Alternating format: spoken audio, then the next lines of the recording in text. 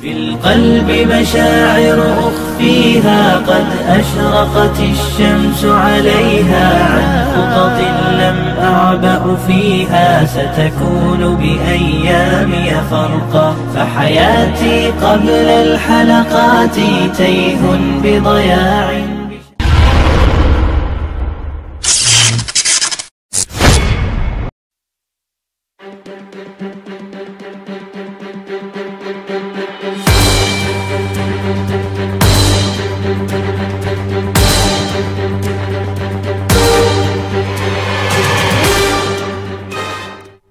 Assalamualaikum warahmatullahi wabarakatuh. Suatu ketika, Abu Jahal menyewa seorang Yahudi untuk menyakiti Nabi Shallallahu Alaihi Wasallam. Di lorong yang biasa dilewati Nabi untuk menuju Ka'bah, orang Yahudi itu berdiri untuk menunggu Nabi Shallallahu Alaihi Wasallam. Di saat Nabi lewat, dia memanggil Nabi. Beliau pun menengok karena beliau tidak pernah mengecewakan siapapun yang memanggilnya. Di saat itulah Yahudi tadi meludahi wajah Nabi Muhammad SAW. Nabi tidak sedikit pun marah atau menghardik Yahudi itu. Keesok harinya Nabi kembali berjalan di tempat yang sama. Sesampainya di tempat yang sama, Nabi pun kembali dipanggil dan diludahi seperti sebelumnya. Demikianlah kejadian itu terus berulang selama beberapa hari, hingga pada suatu hari Nabi tidak mendapati orang itu lagi untuk meludahinya. Nabi pun bertanya ke beberapa orang, "Kemana gerangan orang yang selalu meludahiku?" Setelah menanyakannya, taulah Nabi bahwa orang tersebut jatuh sakit. Nabi pun pulang ke rumah untuk mengambil makanan yang ada di rumah dan tak lupa pula mampir ke pasar untuk membeli buah-buahan untuk menjenguk Yahudi yang tengah sakit itu. Sesampainya di rumah si Yahudi, Nabi mengetuk pintu. Dari dalam rumah terdengar suara lirih Yahudi yang tengah sakit mendekati pintu sebari bertanya, "Siapa yang datang?" "Saya Muhammad," jawab Nabi. "Muhammad siapa?" Terdengar suara Yahudi itu kembali bertanya. "Muhammad Rasulullah," jawab Nabi. Setelah pintu dibuka, alangkah terkejutnya si Yahudi menyaksikan sosok yang datang adalah orang yang selama ini ia sakiti dan ia ludahi wajahnya. "Untuk apa engkau datang kemari?" tanya Yahudi itu lagi. "Aku datang untuk menjengukmu, wahai saudaraku, karena aku dengar engkau jatuh sakit," jawab Nabi SAW dengan suara yang lembut. "Wahai Muhammad, ketahuilah bahwa sejak aku jatuh sakit, belum ada seorang pun yang datang menjengukku, bahkan Abu Jahal sekalipun, yang telah menyewaku untuk menyakitimu.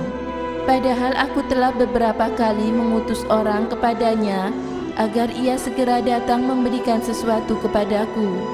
Namun engkau yang telah aku sakiti selama ini dan aku ludahi berkali-kali, justru engkau orang pertama kali yang datang menjengukku," kata Yahudi itu dengan nada terharu.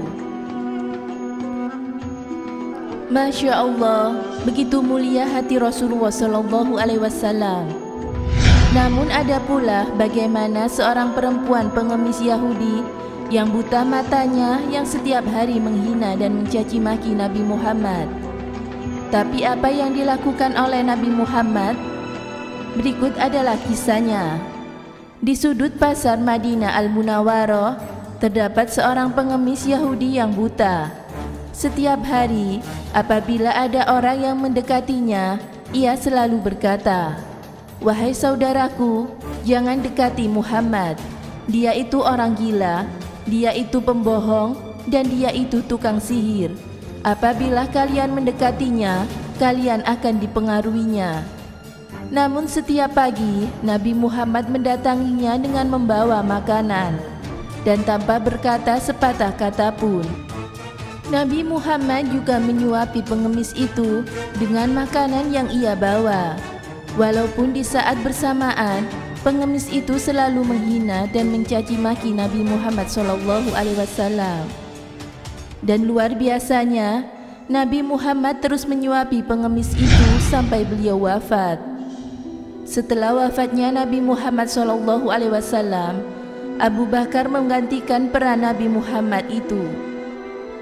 Ketika Abu Bakar radhiyallahu anhu mulai menyuapinya, si pengemis itu marah sambil berteriak, "Siapa kamu?" Abu Bakar menjawab, "Aku orang yang biasanya." "Bukan, engkau bukan orang yang biasa mendatangiku," jawab si pengemis buta itu. "Apabila ia datang kepadaku, tidak susah tangan ini untuk memegang dan tidak susah pula mulut ini untuk mengunyah." Orang yang biasa mendatangiku itu selalu menyuapiku, tetapi terlebih dahulu dihaluskan makanan tersebut dengan mulutnya. Setelah itu ia berikan kepadaku. Pengemis itu melanjutkan perkataannya. Abu Bakar tidak dapat menahan air matanya. Ia menangis sambil berkata kepada pengemis itu, "Aku memang bukan orang yang biasa datang padamu. Aku adalah salah satu dari sahabatnya. Orang yang mulia itu telah tiada. Ia adalah Nabi Muhammad SAW." Setelah pengemis itu mendengar cerita Abu Bakar, ia pun menangis dan kemudian berkata, "Benarkah demikian? Selama ini aku selalu menghinanya, memfitnahnya. Ia tidak pernah memarahiku sedikit pun.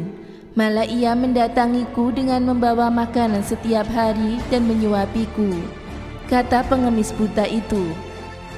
Masya Allah, begitu mulia hati Rasulullah SAW. Bahkan Rasulullah tidak pernah membalas kejelekan yang dilakukan orang kepada beliau. Malah sebaliknya, beliau membalas dengan kebaikan orang-orang yang telah menjahati, memfitnah atau mencaci maki beliau. Maka sudah sepatutnya kita sebagai umat Nabi Muhammad SAW untuk mencontoh apa yang dilakukan oleh beliau. Semoga kisah ini bisa menginspirasi kita semua dan menjadikan kita orang yang lebih baik lagi. Semoga bermanfaat. Wallahu a'lam bishawab.